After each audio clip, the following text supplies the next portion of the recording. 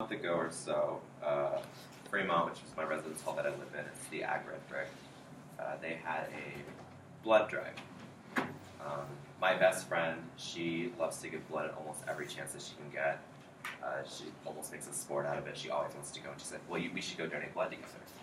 And so I went to the blood drive, and they handed me this form, and on it there was a list of unsafe factors that they gave to you that you checked off if they applied to you, and if one of these applied to you, you could not donate blood.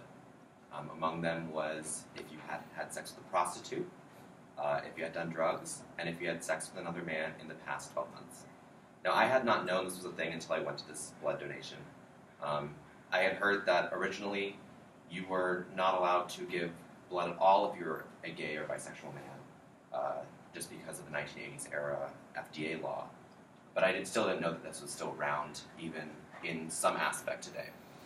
So, I mean, out of all the discrimination policies, why would I choose this? I mean, with it legal to discriminate against queer people in many, many parts of this country, and a lot of conservative states cracking down even more against transgender, gay, bisexual, lesbian individuals right now, why did I pick this? I think that as a society, we tend to think a single big solution can solve a big problem. With an issue like rights for queer Americans, legalizing gay marriage definitely helps remedy the issue. But there's still several other policies like this that are much, much smaller, that are more trivial per se, that still contribute to a culture and all of that that really leads to the discrimination of queer Americans. So the banning of MSM blood donors, oh my gosh, it is not in the presentation. The banning of MSM blood donors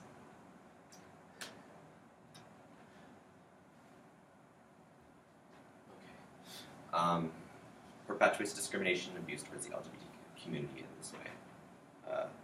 Blood donations from men who have sex with men should be repealed on the basis that it's scientifically and statistically unfounded and continues to uphold deeply ingrained anti-gay sentiments in America. So for some background history on this regulation, on June 5th, 1981, 5 young gay men are observed to have a strange lung infection. This is the very first time that AIDS is really reported in history, and 2 are dead by the time this report goes out. By 1983, the height of the AIDS epidemic, the FDA bans all gay, bisexual men from donating blood. This was a precautionary measure so that it did not get infected with AIDS because this was becoming a real problem. At 1990, like Mrs. Trudge had talked about in class, Ryan White dies at age 18. December 21st, 2015, the FDA lifts the ban on all gay, bisexual men, all queer men, but still includes that all MSM blood donors must abstain from sex for 12 months. In 2016, AIDS and HIV are no longer a gay disease, and they affect all demographics.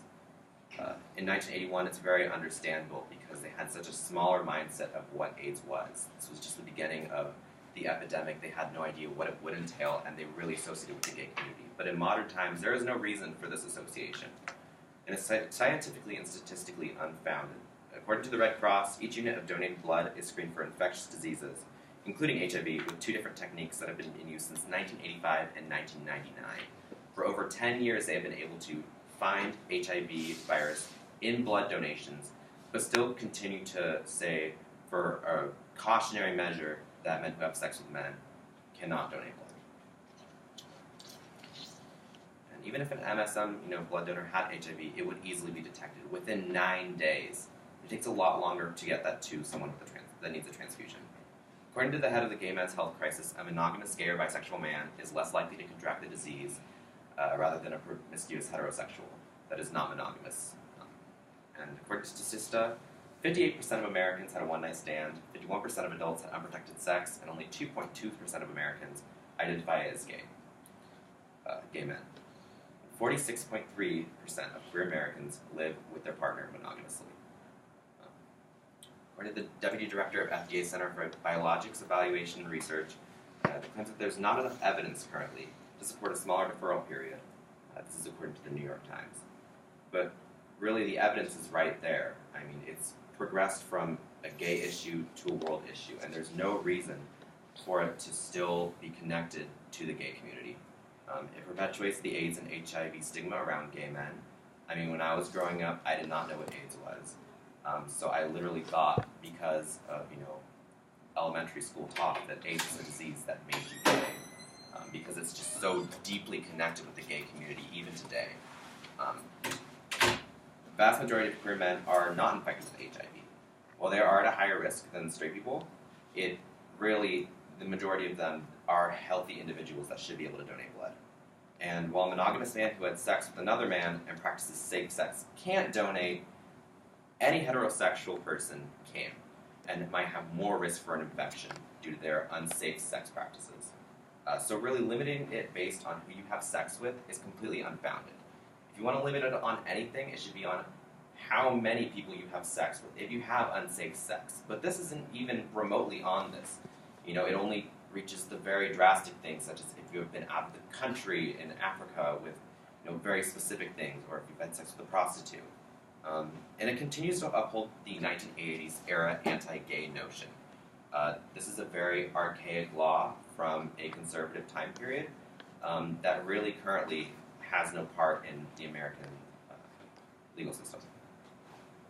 It puts MSM donors on par with prostitutes and drug users. I, have partaken in gay sex. It is not a lot like doing meth. I do want to put that out there. It limits the amount of blood that can be given from healthy blood donors. So, how do we change it? Oh. Okay. So here's a bar graph of the amount of people that are limited by how much blood that could be donated and how much blood that is donated. This color is how much blood could be donated if they had lifted these bans. So, for this is how much is donated. If they could lift this ban, this is how much would be donated by queer people that are perfectly healthy and can availably donate their blood.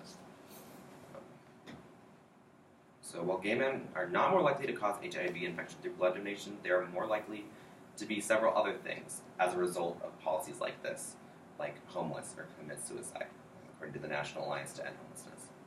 So how you can help is, since it's under the jurisdiction of the FDA, this is not really something that can be voted on. It's more of a bureaucratic law. But there are such things as the Gay Blood Drive. According to the Gay Blood Drive website, they will continue to encourage the FDA to consider all evidence until they arrive at a non-discriminatory policy, and discrimination is based on sexual orientation eliminated from the blood deferral process altogether.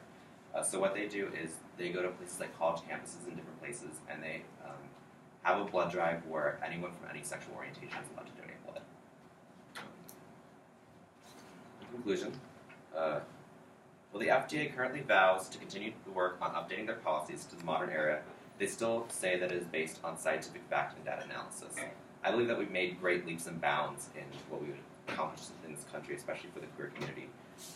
But policies that are still like this are completely unfounded in statistic, fact, and data analysis as shown. There is no real reason to say that a gay man cannot donate blood because he is more at risk of transmitting HIV to blood donor recipients.